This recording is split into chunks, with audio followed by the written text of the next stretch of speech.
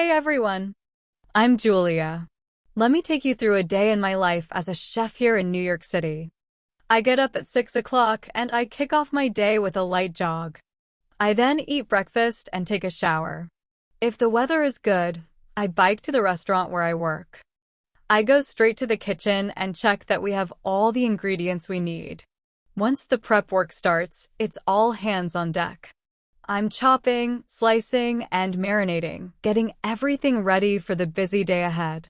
As lunchtime approaches, the kitchen gets even busier. Orders start flooding in, and my team and I work together to keep everything running smoothly. Between orders, I quickly check the evening's menu. While most dishes are preset, I'm always thinking of small tweaks or specials to keep things exciting for our guests. I often brainstorm ideas for them with other chefs too. As the evening approaches, the kitchen gets busy once again. Dinner time starts and we're working at full capacity to ensure every plate served is perfect. Finally, as the evening nears its end and the last orders are served, I take a moment to catch my breath. Being a chef in a busy restaurant is not easy, but there's nothing quite like the feeling of knowing we've made so many people happy with our food. That's a day in my life as a chef in New York. Thanks for letting me share it with you. How was it? Did you understand everything? If you didn't, don't worry. I will explain some of the words and phrases used in the story. Now, let's explore the phrase "take someone through." This phrase is used when you guide someone step by step through a process or experience.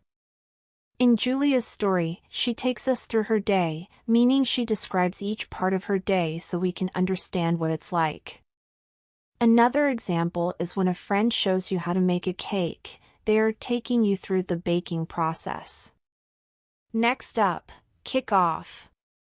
This phrase means to start something, usually in an energetic way. Julia kicks off her day with a light jog, which means she starts her day by running a little. Imagine you're at a party and the music starts to play. That's the DJ kicking off the party. Let's discuss prep work. This is the work done to prepare something before the main activity. In the kitchen, Julia's prep work includes chopping and marinating, which she does before the restaurant opens. It's like when you pack your bag the night before a trip. That's your prep work for traveling. Now let's look at all hands on deck. This is a phrase that means everyone needs to help because there is a lot of work to do. The deck is the top part of a ship where the crew works. In the past, when the captain needed all sailors to help, he would say "all hands on deck," which meant everyone had to come up and work.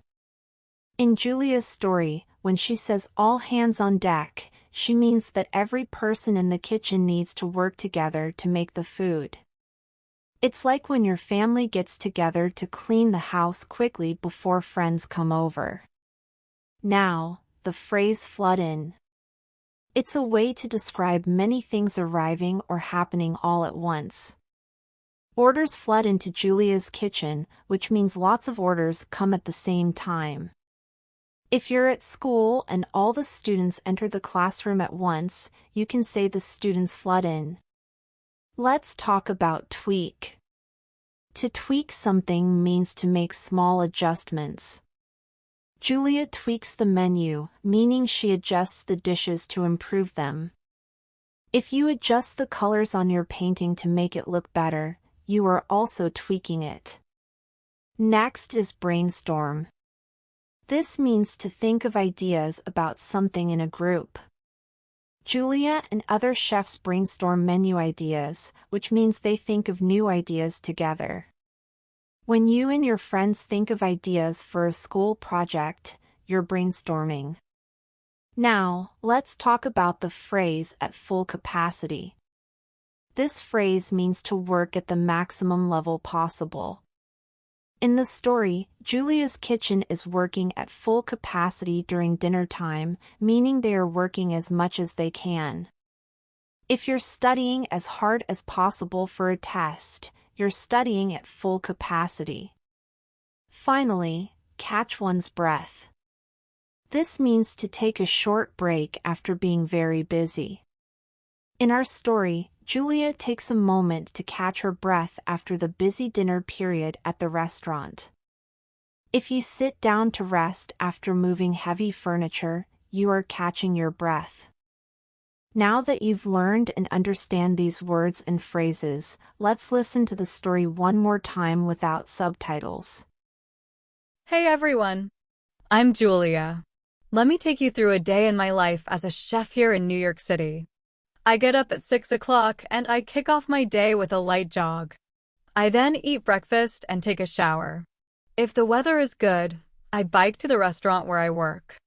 I go straight to the kitchen and check that we have all the ingredients we need. Once the prep work starts, it's all hands on deck. I'm chopping, slicing, and marinating, getting everything ready for the busy day ahead.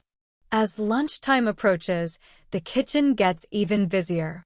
Orders start flooding in, and my team and I work together to keep everything running smoothly.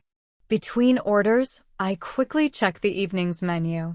While most dishes are preset, I'm always thinking of small tweaks or specials to keep things exciting for our guests. I often brainstorm ideas for them with other chefs too. As the evening approaches, the kitchen gets busy once again. Dinner time starts and we're working at full capacity to ensure every plate served is perfect. Finally, as the evening nears its end and the last orders are served, I take a moment to catch my breath. Being a chef in a busy restaurant is not easy, but there's nothing quite like the feeling of knowing we've made so many people happy with our food. That's a day in my life as a chef in New York. Thanks for letting me share it with you. I hope you understood everything this time. Now, please like and subscribe if you liked the video. Hope to see you in the next lesson.